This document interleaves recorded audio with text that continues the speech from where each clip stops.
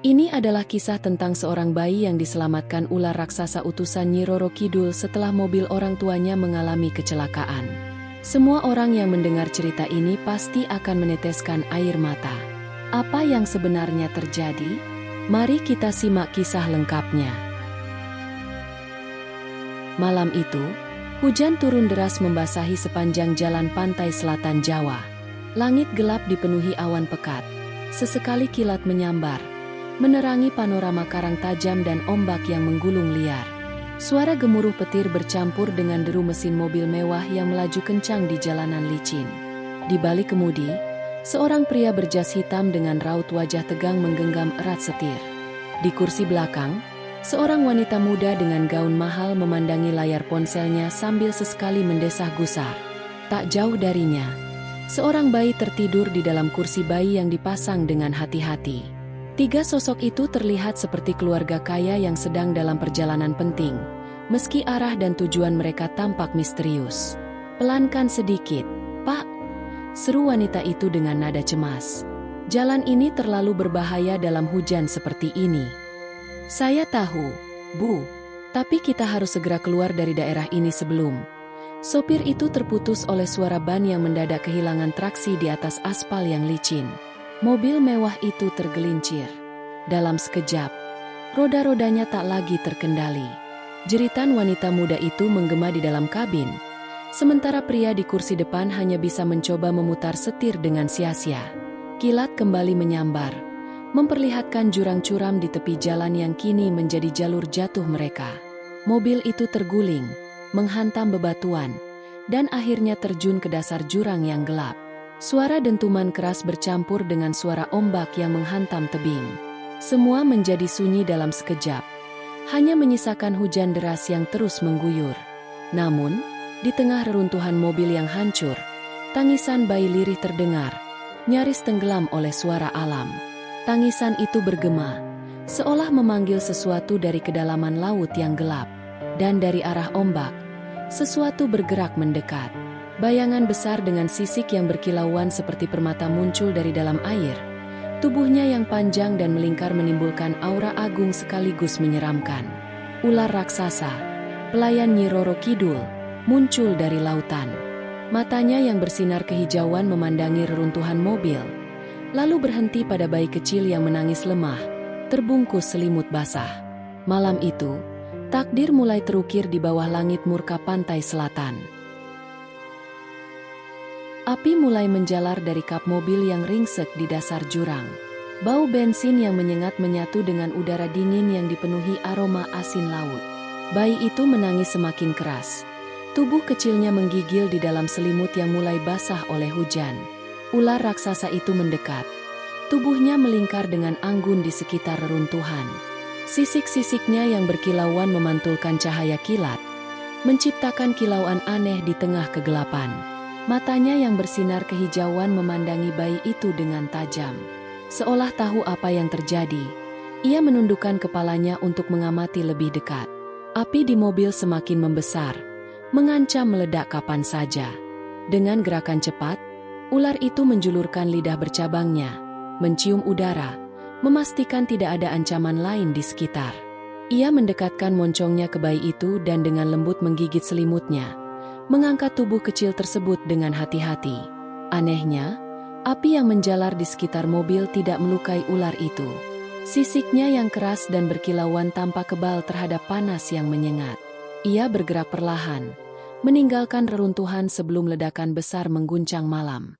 Mobil itu meledak, mengirimkan gelombang panas dan pecahan logam ke segala arah. Namun ular itu tetap tak terluka, melindungi bayi di mulutnya dari bahaya apapun. Bayi itu berhenti menangis, seolah merasa aman dalam perlindungan makhluk raksasa itu. Dengan gerakan penuh keanggunan, ular tersebut meluncur menuju sebuah jalan setapak yang tersembunyi di antara batu-batu besar. Jalan itu mengarah ke sebuah gua yang tertutup oleh tumbuhan merambat. Gua itu tampak gelap dan misterius, tetapi memiliki aura yang menenangkan, seperti tempat yang sudah lama dilindungi oleh kekuatan gaib. Memasuki gua, ular raksasa itu meletakkan bayi itu di atas sebuah batu datar yang halus, kemudian melingkarkan tubuhnya di sekitarnya, menciptakan semacam sarang perlindungan. Bayi itu menatap mata besar ular itu dengan rasa ingin tahu, seolah-olah mereka berbicara dalam bahasa yang hanya mereka pahami. Malam itu, di dalam gua yang tersembunyi, nasib si bayi berubah selamanya. Ular raksasa, penjaga pantai selatan, telah membuat keputusan besar. Ia tidak memakan bayi itu, seperti yang mungkin dilakukan makhluk buas lain. Sebaliknya, ia melindungi dan menjaganya.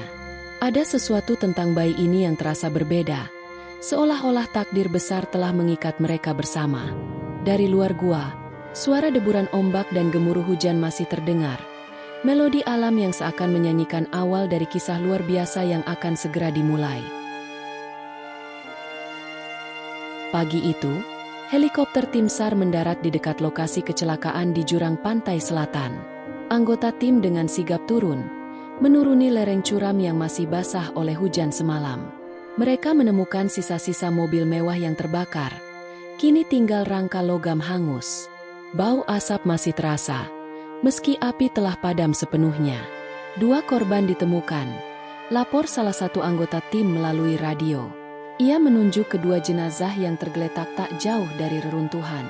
Sang sopir dan wanita muda di kursi belakang tak mampu bertahan dari insiden itu. Tim SAR dengan hati-hati mengevakuasi jenazah mereka, memasukkan ke dalam kantong mayat untuk dibawa naik. Namun, ada sesuatu yang janggal. Di tengah puing-puing yang berantakan, tak ada tanda-tanda keberadaan bayi. Tim SAR telah memeriksa setiap sudut, tetapi bayi yang mereka tahu ikut dalam mobil itu lenyap tanpa jejak. Kami tidak menemukan bayi yang dilaporkan, kata pemimpin tim SAR dengan nada prihatin melalui radio kepada Komando Pusat. Kami akan terus menyisir area ini. Namun, pencarian itu sia-sia. Tak ada petunjuk tentang keberadaan bayi itu, seolah ia menghilang di telan bumi. Kabar misterius ini segera menjadi berita besar di seluruh negeri, memicu spekulasi tentang apa yang sebenarnya terjadi pada malam kecelakaan itu. Sementara itu, di dalam gua tersembunyi yang tak terjangkau manusia, ular raksasa terus menjaga bayi tersebut dengan penuh perhatian. Dengan naluri pelindung yang aneh bagi makhluk buas, ia memastikan bayi itu tetap aman. Setiap hari, ia meninggalkan gua untuk mencari makanan. Dengan mulutnya yang besar, ia membawa buah-buahan segar, daun yang kaya nutrisi, dan air dari mata air yang bersih. Semuanya disiapkan untuk bayi kecil itu. Waktu berlalu, dan bayi itu tumbuh menjadi anak yang sehat dan kuat. Meski dikelilingi keheningan gua dan alam liar, ia tidak pernah merasa kesepian. Kehadiran ular raksasa itu menjadi teman sekaligus pelindung baginya. Setiap gerakan ular itu mengajarkan sesuatu, keanggunan, kekuatan, dan ketenangan dalam menghadapi dunia yang keras. Anak itu, yang diberi nama Bima oleh ular raksasa berdasarkan naluri magisnya, tumbuh dengan kepekaan luar biasa terhadap alam sekitarnya. Ia bisa merasakan denyut kehidupan di sekitar gua, memahami bisikan angin, dan mendengar suara halus ombak dari kejauhan. Meski masih kecil, ada kekuatan yang mulai muncul dalam dirinya, seperti warisan takdir besar yang belum sepenuhnya ia sadari. Ular itu sering menatap Bima dengan pandangan dalam, seolah tahu bahwa anak ini bukan sekadar manusia biasa. Ada sesuatu tentangnya yang menghubungkan dirinya dengan laut, gua, dan langit pantai selatan. Ia tahu, suatu hari nanti, anak ini akan menjadi kunci dalam menjaga keseimbangan yang telah lama ia lindungi. Di dunia manusia, keberadaan bayi yang hilang terus menjadi misteri. Tim SAR akhirnya menghentikan pencarian, menganggap bayi itu telah terbawa ombak atau terkubur di bawah runtuhan yang tak terjangkau. Namun, bisik-bisik aneh mulai menyebar di desa-desa sekitar pantai selatan.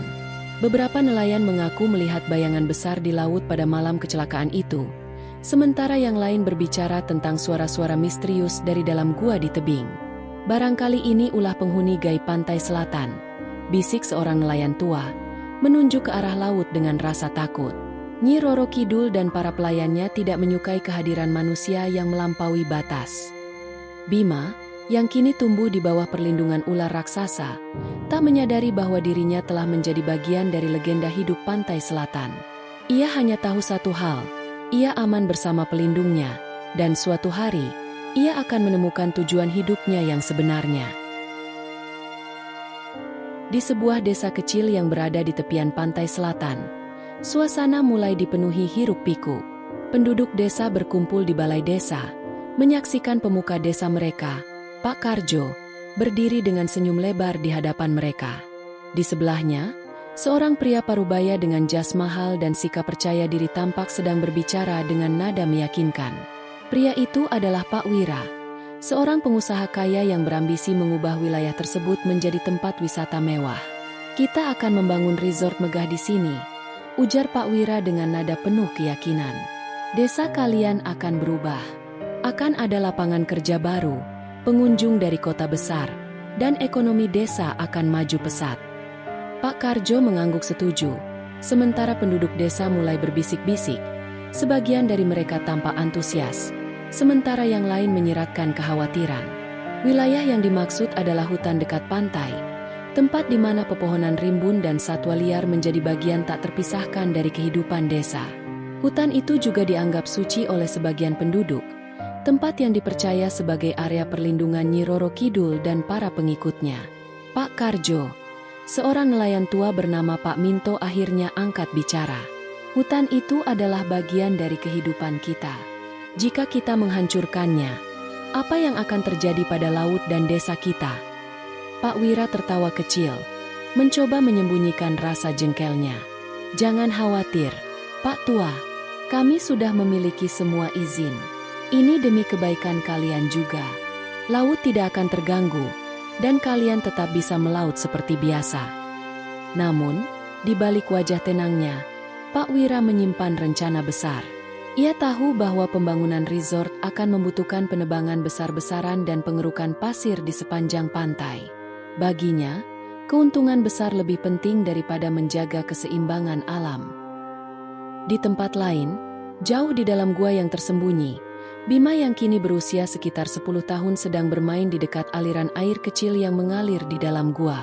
Tubuhnya tampak kuat dan lincah, hasil dari kehidupan yang dekat dengan alam. Ia tak sadar bahwa ular raksasa, pelindungnya, sedang mengawasi dari kegelapan gua. Tiba-tiba, angin kencang membawa bisikan aneh ke dalam gua. Ular itu mengangkat kepalanya tinggi, matanya yang bersinar kehijauan menatap ke arah pintu masuk gua. Ia merasakan perubahan energi di luar sana, sesuatu yang tidak baik, sesuatu yang mengancam keseimbangan wilayah ini. Bima, yang telah terbiasa membaca gerakan pelindungnya, mendekat dengan rasa ingin tahu. "Ada apa?" tanyanya dengan suara polos, meski tak berharap jawaban dari sang ular. Ular itu mendesis pelan, lalu mengarahkan pandangannya ke arah Bima, seolah meminta anak itu untuk bersiap. Tanpa Bima sadari, waktu untuk menjalankan peran besarnya sebagai penjaga pantai selatan mulai mendekat. Keesokan harinya, alat berat mulai berdatangan di desa. Truk-truk besar dan buldoser diparkir di pinggir pantai, siap untuk memulai pekerjaan. Pak Karjo berdiri di samping Pak Wira, memberi perintah kepada para pekerja untuk memulai penebangan pohon di hutan dekat pantai. Namun, beberapa penduduk desa, termasuk Pak Minto, mencoba menghentikan mereka. "Pak Karjo, pikirkan lagi keputusan ini," seru Pak Minto. "Hutan itu bukan sekadar pepohonan. Itu rumah bagi makhluk-makhluk laut dan bagian dari kehidupan kita." Pak Karjo hanya menggeleng dengan wajah keras. "Ini untuk kemajuan desa. Jangan menghalangi. Pak Minto, kalau kalian tidak mau maju, biar kami yang memimpin perubahan." Saat suara mesin gergaji pertama kali terdengar, udara di sekitar hutan terasa berubah. Ombak di laut tiba-tiba menjadi lebih besar, menghantam karang dengan kekuatan yang tidak biasa. Angin bertiup kencang, membawa suara-suara aneh yang membuat para pekerja saling memandang dengan gugup. Di dalam gua, Bima mendengar gemuruh itu. Ia berdiri dengan tatapan bingung. Pelindungnya, ular raksasa, menatapnya dengan penuh arti.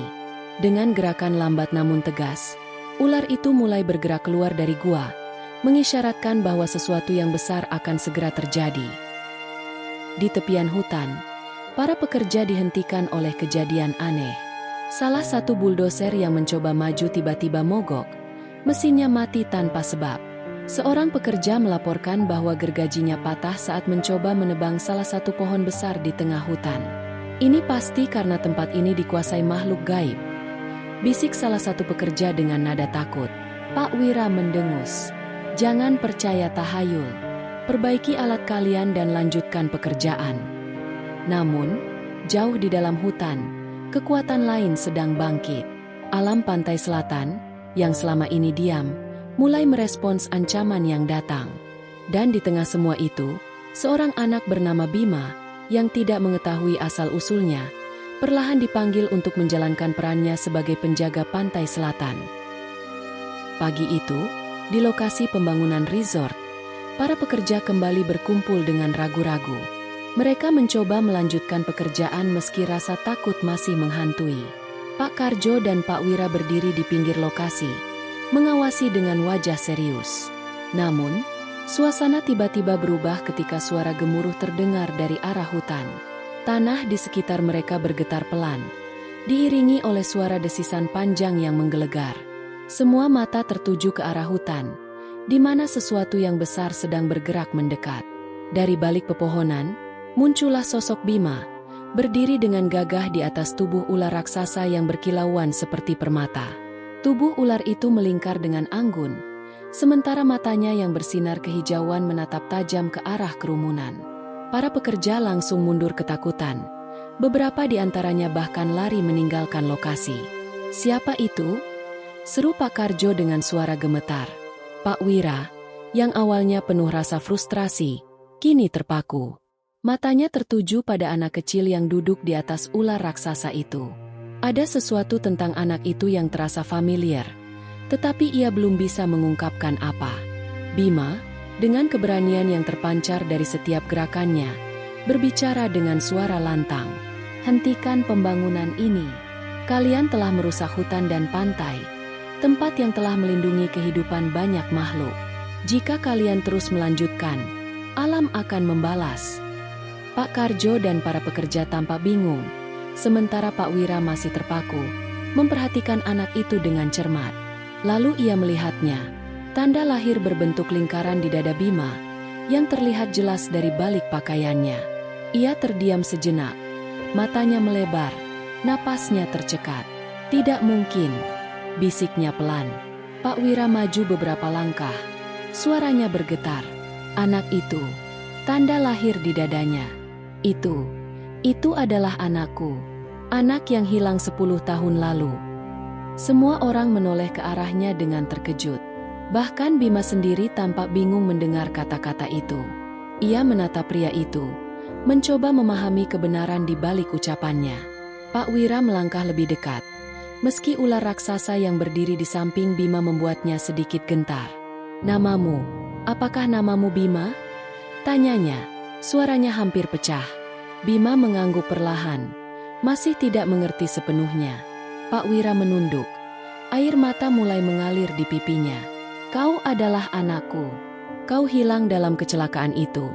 Aku pikir kau telah tiada. Tapi sekarang aku tahu, kau hidup, dan kau adalah anakku." Mendengar itu, ular raksasa menatap Pak Wira dengan pandangan yang berbeda, seolah mengakui kebenaran kata-katanya. Bima menoleh ke pelindungnya, seakan meminta penjelasan. Namun, ular itu hanya mendesis lembut, mendekatkan tubuhnya ke Bima, memberi isyarat bahwa semuanya akan baik-baik saja. Pak Wira berlutut, merentangkan tangannya. "Bima, aku adalah ayahmu. Aku minta maaf telah meninggalkanmu. Aku tidak tahu bahwa kau masih hidup." Bima perlahan turun dari tubuh ular, berjalan mendekati pria itu. Meski hatinya penuh kebingungan, ia merasa ada kehangatan yang aneh saat mendekat. Ketika akhirnya mereka berhadapan, Bima merasakan sesuatu yang benar. Ini adalah ayahnya. Mereka saling berpelukan, sementara para pekerja dan Pak Karjo menyaksikan dengan takjub. Ular raksasa mengangkat kepalanya tinggi, memberikan suara desisan panjang yang terdengar seperti seruan kemenangan. Setelah kejadian itu, Pak Wira memutuskan untuk menghentikan proyek pembangunan resort. Ia menyadari bahwa hutan dan pantai itu adalah tempat yang sakral, dan bahwa kembalinya Bima adalah tanda untuk memperbaiki kesalahannya. Bima memutuskan untuk kembali tinggal di dunia manusia bersama ayahnya, tetapi tetap menjaga hubungan dengan ular raksasa dan alam pantai selatan. Ia berjanji untuk menjadi penjaga keseimbangan, memastikan bahwa wilayah itu tetap terlindungi. Pak Karjo, yang awalnya mendukung pembangunan resort, juga berubah pikiran. Ia mulai bekerja bersama penduduk desa untuk melestarikan hutan dan pantai, menjadikannya sebagai tempat wisata yang ramah lingkungan tanpa merusak alam. Di malam yang cerah, Bima berdiri di tepi pantai bersama Pak Wira. Mereka memandang ombak yang tenang, ditemani oleh bayangan besar ular raksasa yang berenang di kejauhan. Bima tersenyum, tahu bahwa ini adalah awal baru, tidak hanya untuk dirinya, tetapi juga untuk pantai selatan. "Terima kasih telah melindungiku," bisik Bima pada laut, seolah berbicara pada pelindungnya. Dan angin laut yang lembut menjawab, membawa kehangatan dan kedamaian yang akan bertahan selamanya. Setelah pertemuan yang mengubah segalanya, Pak Wira berdiri di depan para pekerja dan penduduk desa. Dengan suara penuh penyesalan, ia mengumumkan keputusannya. "Saya memutuskan untuk menghentikan proyek pembangunan resort ini," ucapnya lantang. "Saya telah menyadari bahwa alam ini bukan milik kita untuk dirusak. Sebaliknya, kita harus menjaganya." Keputusan itu mengejutkan semua orang, tetapi tidak ada yang lebih lega selain Pak Minto dan para penduduk yang sejak awal menentang proyek tersebut. Lebih mengejutkan lagi, Pak Wira juga berjanji untuk tetap memberikan gaji penuh kepada semua pekerja, sebagai bentuk tanggung jawab dan apresiasi atas kerja keras mereka selama ini. "Saya tidak ingin ada yang dirugikan," lanjutnya. "Kalian semua telah bekerja keras. Ini bukan akhir, tetapi awal untuk sesuatu yang lebih baik." Wilayah hutan dan pantai yang sebelumnya hendak diratakan kini dibiarkan utuh, bahkan dijadikan tempat yang dihormati. Beberapa penduduk menyebutnya sebagai tempat Sang Ratu, sebuah penghormatan kepada Nyi Roro Kidul dan kekuatan alam yang menjaga keseimbangan pantai selatan. Di hari yang sama, di tepi pantai yang sunyi, Bima berdiri bersama Pak Wira, menyaksikan ular raksasa yang selama ini menjadi pelindungnya. Tubuh besar ular itu perlahan meluncur menuju laut. Sisiknya berkilauan terkena sinar matahari. Bima berjalan mendekat, menatap makhluk yang telah merawat dan melindunginya selama bertahun-tahun. Dengan penuh rasa syukur, ia membungkuk sebagai tanda hormat. Ular raksasa menatap Bima untuk terakhir kalinya, seolah mengatakan bahwa tugasnya telah selesai. Kemudian, dengan gerakan anggun, ular itu menyelam ke dalam ombak, menghilang di kedalaman laut tanpa jejak. "Dia telah menyelesaikan tugasnya," kata Bima dengan suara pelan, menahan perasaan haru. "Sekarang, giliran kita untuk menjaga apa yang telah dia lindungi." Pak Wira menepuk pundak Bima, merasa bangga pada anaknya yang kini menjadi sosok yang jauh lebih kuat dan bijaksana daripada yang pernah ia bayangkan. Beberapa tahun kemudian, Bima tumbuh menjadi seorang pemuda yang kuat dan berkarisma. Bersama Pak Wira, ia mulai meneruskan usaha keluarganya, tetapi dengan pendekatan yang berbeda. Bima memastikan bahwa setiap proyek yang dijalankan memperhatikan kelestarian lingkungan dan keseimbangan alam. Desa pesisir itu berubah menjadi tempat yang makmur, bukan karena resort mewah, tetapi karena keindahan alamnya yang dijaga dengan baik. Wisatawan datang untuk menikmati keindahan pantai selatan tanpa merusak keasliannya. Penduduk desa hidup sejahtera, bekerja sebagai pemandu wisata, nelayan, dan pengrajin lokal. Bima tidak pernah melupakan akar dan tanggung jawabnya. Ia tahu bahwa ia bukan hanya anak seorang pengusaha, tetapi juga penjaga amanah alam yang diwariskan oleh pelindungnya, ular raksasa, dan kekuatan pantai selatan. Di suatu malam, Bima berdiri di tepi pantai, memandang laut yang tenang. Angin sepel-sepel membawa aroma asin yang akrab, mengingatkannya pada hari-hari yang ia habiskan di gua bersama ular raksasa. Dalam hatinya, ia bersumpah untuk menjaga amanah ini selamanya. "Ini bukan hanya tentang kita," gumamnya. "Ini tentang semua makhluk yang hidup di sini, tentang bumi yang harus kita jaga." Dan di kejauhan, Ombak laut tampak bergulung lembut, seolah menyetujui janjinya.